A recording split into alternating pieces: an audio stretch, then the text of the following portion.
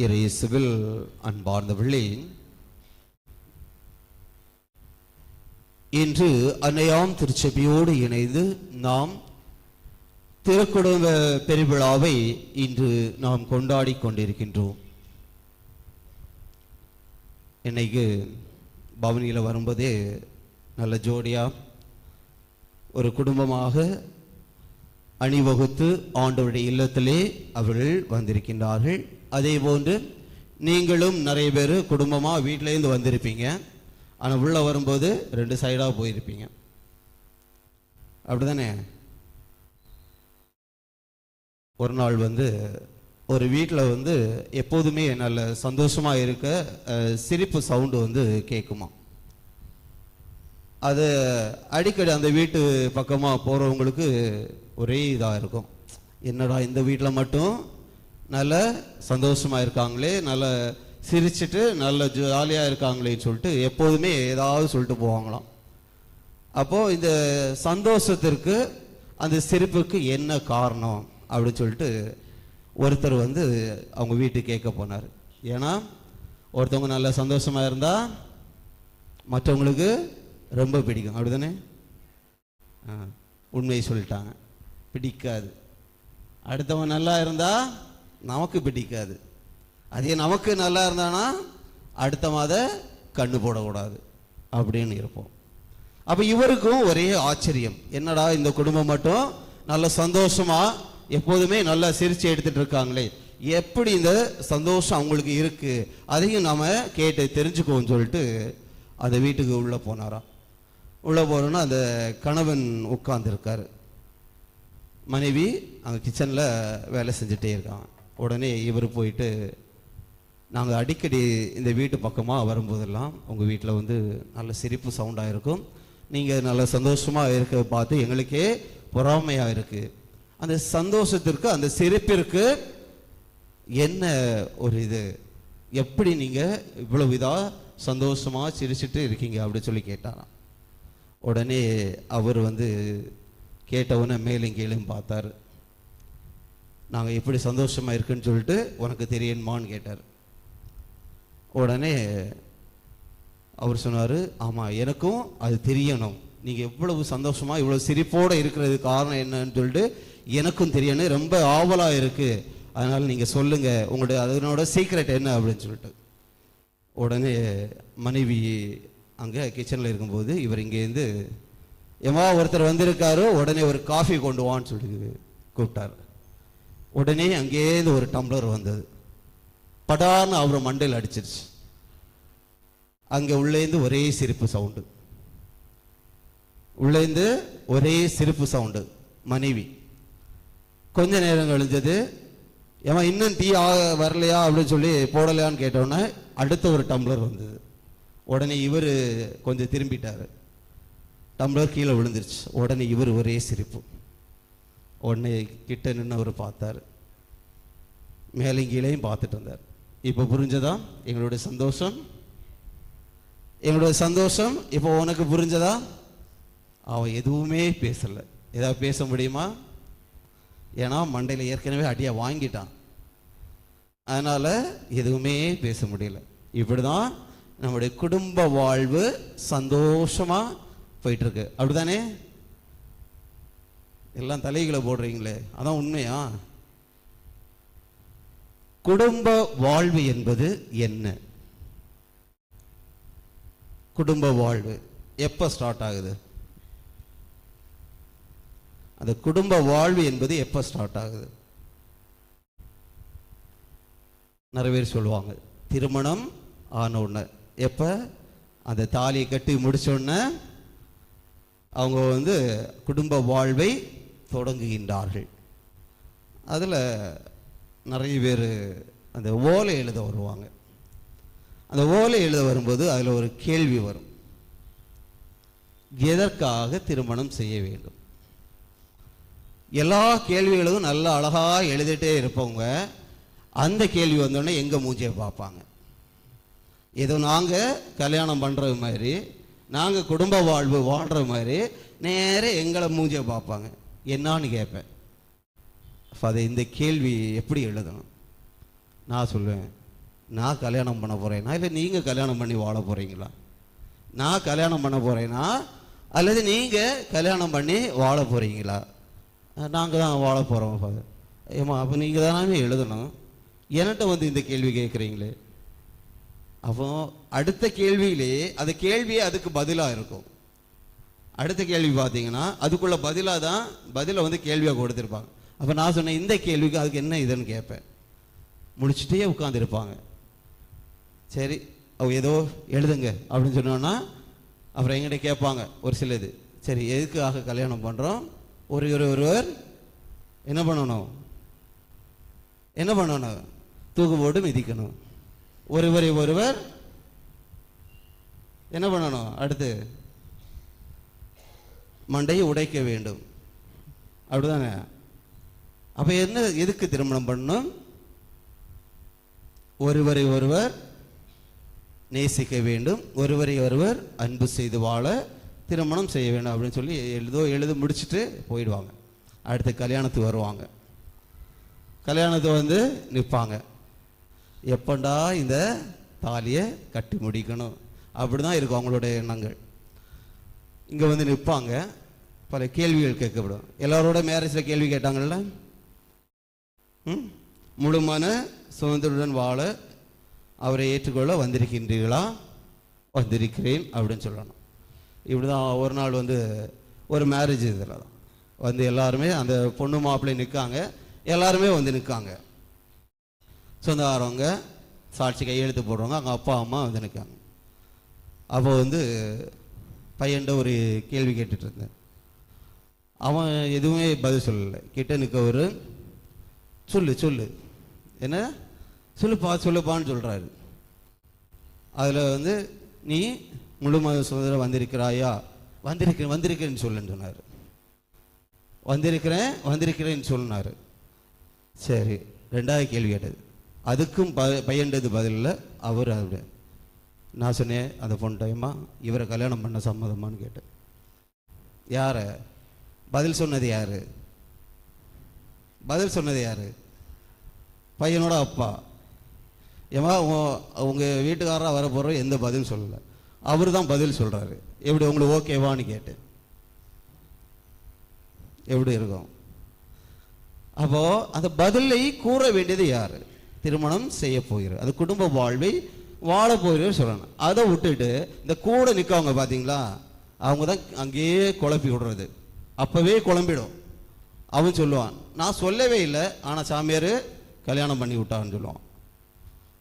அதுக்காக தான் அவங்ககிட்டயே ஒரு சில நேரம் மைக்கை கொடுத்து சவுண்டாக சொல்லன்னு சொல்கிறது. ஏன்னா அவன் சொல்லணும். அடுத்தது வந்து திருமண உடன்படிக்கை சொல்லுவாங்க. மற்ற எல்லா இடத்துலையும் நல்ல சவுண்டு வரும். அவங்கள்ட்ட ஒரு மைக்கு கொடுத்து, இன்பத்திலும் துன்பத்திலும் உடல்நலத்திலும் நோயிலும் நான் உனக்கு பிரமாணிக்கமாக இருந்து என் வாழ்நாளெல்லாம் உன்னை மதிக்கவும் நேசிக்கவும் வாக்களிக்கிறேன். இதுதான் திருமண உடன்படிக்கையினுடைய இது. அது சொல்றதுக்கு வாயிலேருந்து வார்த்தை வராது, ஒரே காத்தா வரும், அப்படிதான் வரும் காத்து. அப்போ உடன்படிக்கை நாம் முழுமையாக ஏற்றுக்கொள்கிறோமா? அந்த இடத்துல என்ன இருக்கும்? ஒரு தாலியை எப்படியாவது கட்டி முடிச்சிடணும், அதுதான். அப்ப அந்த உடன்படிக்கை அவர்கள் புரிந்து கொள்கிறார்களா? ஏன்னா இப்போ உள்ள சூழ்நிலையை பார்த்தீங்கன்னா அந்த உடன்படிக்கை அந்த வார்த்தைகளை எல்லாம் மாற்றி தான் ஆகணும் போல இருக்கு. இன்பத்திலும் துன்பத்திலும் உடல் நலத்தின் நோயிலும் நான் உனக்கு பிரமாணிக்கமாயிருந்து அதை மாற்றிட்டு நான் உன்னை தூக்கு போட்டு மிதிக்கவும் உன்னை அடிக்கவும் வாக்களிக்கிறேன். ஏன்னா குடும்ப வாழ்க்கையில் இப்போ அன்பு என்பது ஒரு கேள்விக்குறியாக போயிட்டு இருக்கு. பலருடைய வாழ்க்கையை நாம எடுத்து பார்க்கின்ற போது அந்த குடும்ப வாழ்க்கையில வந்து ஒரு சின்ன காரியங்கள் தான் இருக்கும், ஒரு காரியங்கள் தான் இருக்கு. அது வந்து என்ன பண்ணுவாங்கன்னா பெரிய ஒரு இதாக்கிடுவாங்க. அதை பெருசா ஒரு பிரச்சனையாக்கி அதை குடும்பமே பிரிந்து போகின்ற அளவிற்கு அதை மாற்றுகின்றார்கள். ஆனால் ரெண்டு பேரையுமே பல நேரங்களில் வந்து பங்குகள் எல்லாம் இருக்கும்போது நிறைய பேர் வருவாங்க குடும்ப பிரச்சனையோட. அவங்கள உட்கார வச்சு விசாரிச்சானா ஒன்றுமே இருக்காது. ஆனால் 2 பேரும் டைவர்ஸ் அளவு போய் நிற்பாங்க. எதுக்கு, என்ன பிரச்சனை? அது தெரியல ஃபாதர். அவங்களே சொல்லுவாங்க, தெரியல ஃபாதர். அப்போ அந்த மாதிரி பல நேரங்களில் ஒரு சிறிய விஷயத்தை அவர்களுக்குள்ளே பேசி முடிக்காமல் என்ன பண்ணுவாங்க, ஒரு ஈகோ, நான் பெருசா நீ பெருசா. ஆனால் அந்த குடும்ப வாழ்வு அவங்க என்ன இது கொடுக்குறாங்க, என்ன வாக்குறுதிகள் கொடுக்குறாங்க? இன்பத்திலும் துன்பத்திலும் உடல்நலத்திலும் நோயிலும் நான் உமக்கு பிரமாணிக்கமாயிருந்து என் வாழ்நாள் முழுவதும் உன்னை நேசிக்கவும் மதிக்கவும் அன்பு செய்யவும் வாக்களிக்கிறேன். கடவுள் முன்ன நின்று இந்த வாக்குறுதி கொடுத்துட்டு அப்படி வீட்டுக்கு போயிட்டு அதை எதிர்த்து நின்றால் யாருக்கு எதிராக இருக்கின்றீர்கள் நீங்கள்? யாருக்கு பதில் சொல்ல வேண்டும் நீங்கள்? மனைவிகா அல்லது கணவனுக்கா? இல்லை, மாறாக கடவுளுக்கு நீங்கள் பதில் சொல்ல வேண்டும். ஏனென்றால் நீங்கள் எடுக்கின்ற இந்த வாக்குறுதியானது கடவுளுடைய முன்னிலையிலே நீங்கள் இந்த வாக்குறுதியை கொடுக்கின்றீர்கள். அந்த வாக்குறுதிகளை நீங்கள் மீறுகின்ற நேரத்தில் கடவுள் உங்களை தண்டிப்பார். அதுதான் மோசேயுடைய வாழ்க்கையில் நடந்தது. அதான் கடவுள் சொன்னார், கானான் தேசத்துக்கு பாலும் தேனும் வழிந்தோடுகின்ற அந்த கானான் தேசத்துக்கு உன்னை அழைத்து செல்வேன். என்ன பண்ணாரு கடைசியா? அவர் என்ன சொன்னாரு? அவர் என்ன செஞ்சாரு? கோலை எடுத்து ஒரு முறை பாறையில் தட்டுன்னு சொன்னாரு. இவர் என்ன பண்ணாரு? கோபத்தில் 2 முறை தட்டினாரு. கடவுளுடைய வாக்குறுதியை அவர் மீறுகிறார். மீறிய போது கடவுள் அவருக்கு தண்டனை கொடுக்கின்றார். பாலும் தேனும் வழிந்தோடும் அந்த கானான் தேசத்தை நீ காண மாட்டாய்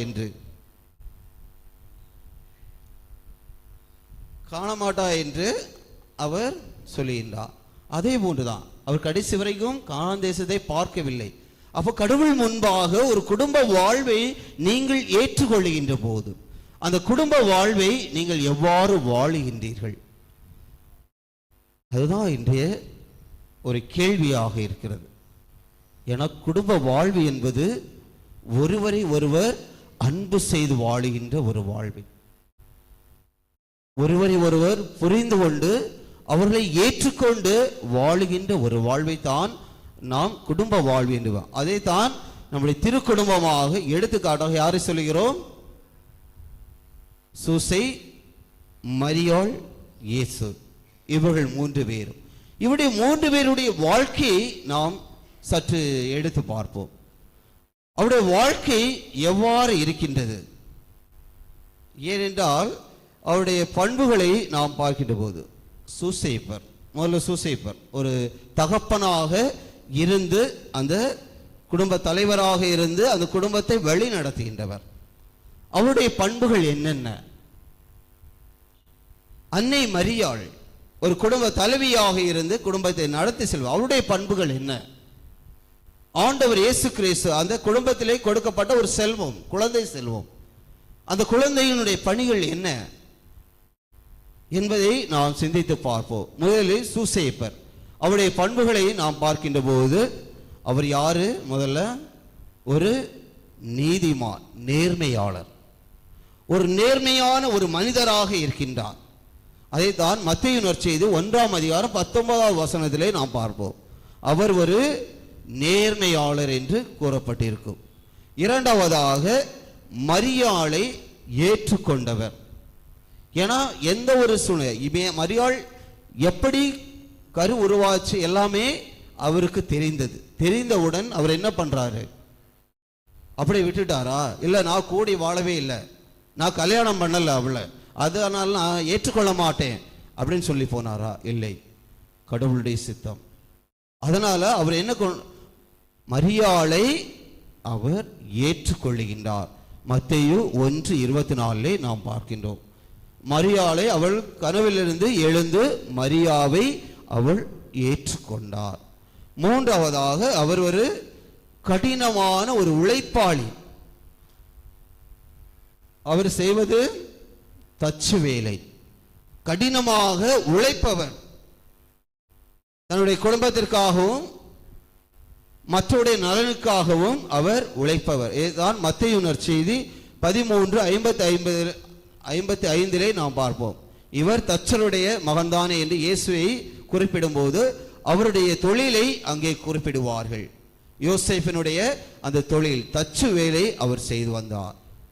ஆகவே அவர் இவ்வளவு நேர்மையாக மரியாதை ஏற்றுக்கொண்டு கடின உழைப்பை வாழ்ந்தவர். அது மட்டுமல்லாமல் குடும்பத்திற்கு பாதுகாவலாக இருந்தவர். நம்மை மீட்க வந்த ஆண்டவர் இயேசு கிறிஸ்துவுக்கே பாதுகாவலராக இருந்தவர். ஏன்னா இயேசு பிறக்க அந்த டைம்ல என்ன பண்ணா, இவர் கருவில் இருக்கும்போது அவுஸ்தஸ் சீசர் என்ன சொல்றாரு, என்ன சொன்னாரு,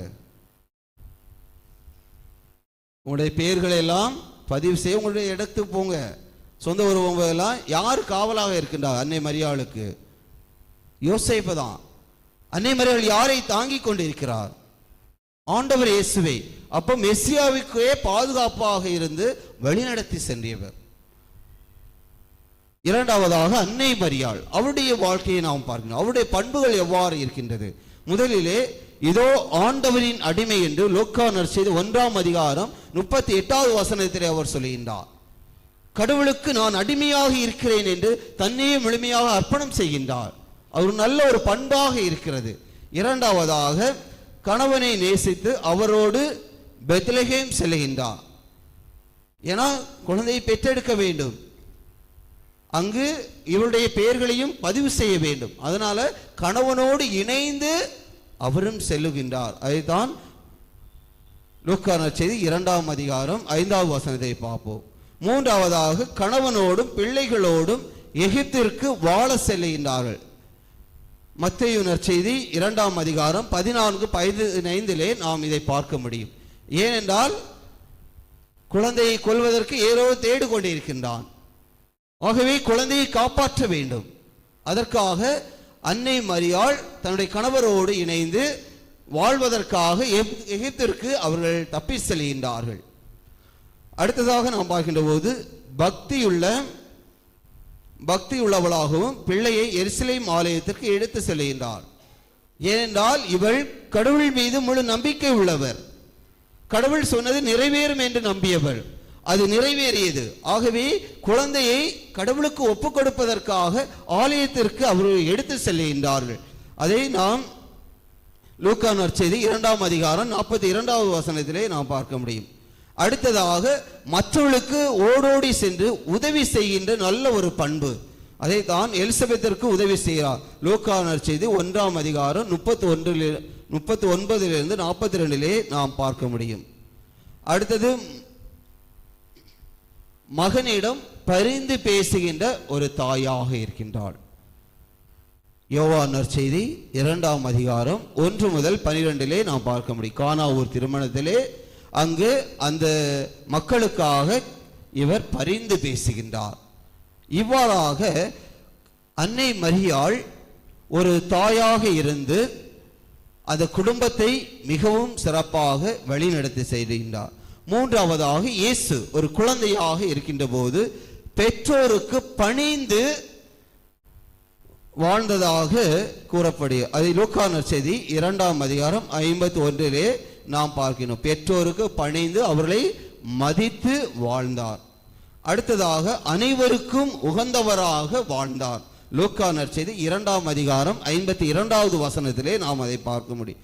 மூன்றாவதாக ஞானமுள்ள குழந்தையாக அவர் வளர்ந்தார். அதை லூக்கா நற்செய்தி 2ஆம் அதிகாரம் 40வது வசனத்திலே நாம் பார்க்க முடியும். ஆகவே இந்த 3 பேருடைய பண்புகளும் மற்றவருடைய வாழ்க்கை உயர்த்தும் விதமாகத்தான் இருக்கிறது. ஏனென்றால் இவர்கள் ஒருவரை ஒருவர் முழுமையாக அன்பு செய்தார்கள், ஒருவரை ஒருவர் எந்த ஒரு சூழ்நிலையும் ஏற்றுக்கொண்டார்கள். ஆகவேதான் இவர்கள் ஒரே குடும்பமாக வாழ்ந்தார்கள். அந்த ஒரு குடும்ப வாழ்வை அவர்கள் மக்களுக்காகவும் விட்டு செல்கிறார்கள். நாங்கள் எவ்வாறு வாழ்ந்தோமோ அதே போன்று நீங்களும் வாழ வேண்டும். அந்த குடும்ப வாழ்விலே பல நேரங்களில் ஒரு சின்ன இதில் எவ்வளவோ பிரச்சனைகள் இருந்திருக்கலாம். அன்னை மரியாளுக்கு எவ்வளவு பிரச்சனை இருந்திருக்கலாம், யோசேப்புக்கும் எவ்வளவு பிரச்சனைகள் இருந்திருக்கலாம், இயேசுவுக்கும் பல பிரச்சனைகள் இருந்திருக்கலாம். ஆனால் அவர்கள் ஒருவருக்கு ஒருவர் விட்டு கொடுக்கவில்லை. எந்த ஒரு சூழ்நிலையாக இருக்கட்டும், எப்படிப்பட்ட சூழ்நிலை, உயிரே போகின்ற ஒரு சூழ்நிலையாக இருக்கட்டும், அவர்கள் விட்டு கொடுக்கவில்லை. மாறாக ஒருவரை ஒருவர் முழுமையாக அன்பு செய்து நேசித்து அவர்கள் ஒரே குடும்பமாக வாழ்ந்தார்கள். ஆகவே நாமும் அதே போன்றுதான் வாழ அழைக்கப்பட்டிருக்கின்றோம். நம்முடைய வீடுகளில் பல கருத்து வேறுபாடுகள் இருக்கலாம், அதை உங்களோடு பேசி முடித்துக் கொள்ளுங்கள். ஆனால் அதை வெளியே கொண்டு செல்லும் போதுதான் பல பிரச்சனைகளை நாம் எதிர்கொள்ள வேண்டியிருக்கும். ஏன்னா வீட்டில் ஒரு பிரச்சனை இருக்குன்னா வீட்டிலே பேசி முடிச்சிடுங்க. நம்ம நிறைய பேர் பார்த்தீங்கன்னா அப்படியே வெளியே போய் சொல்லிடுவாங்க. அது என்ன ஆகும், அப்படியே மருவி மருவி மருவி மருவி அடுத்த ஆள்கிட்ட போக போக அது கடைசியில் குடும்பத்தை பிரித்து விட்டு போயிடும். உங்கள் ரெண்டில் உள்ள பிரச்சனையா, கணவன் மனைவிக்குள்ள பிரச்சனையா, உட்காருங்க, பேசுங்க. அதே நேரத்தில் அந்த ஈகோவை விட்டுட்டு பேசுங்க. ஆனால் அதே நேரத்தில் ஈகோ இல்லாமல் பொறாமைப்படாமல் ஒருவருக்கு ஒரு மனசில் இருக்கிறத விட்டு பேசுங்க. கண்டிப்பாக அந்த பிரச்சனை முழுமையாக சால்வ் ஆகும். ஆனால் விட்டு கொடுக்காம, ஒருவர் ஒரு அன்பு செய்யாமல், ஒருவரை நேசிக்காமல் நீங்கள் எடுக்கின்ற முடிவுகள் பல நேரத்தில் தவறான வழிமுறைக்கு செல்லிடும். மற்றவங்க போய் பேசி அதை பிரச்சனையாக இது பண்ணுறதுவா உங்களுக்குள்ளே நீங்கள் முழுமையாக நிதானமாக உட்கார்ந்து பேசிட்டீங்கன்னா அந்த பிரச்சனையே உங்களுக்கு பிரச்சனையே இல்லாமல் போயிடும். அதனால் கடவுள்கிட்ட ஜெபிப்போம். இறைவன் நம்முடைய குடும்பங்களை நிறைவாக ஆசீர்வதித்து நம் அனைவரையும் முழுமையாக வழிநடத்த இத்திருப்பலியை தொடர்ந்து ஜெபிப்போம். ஆமென்.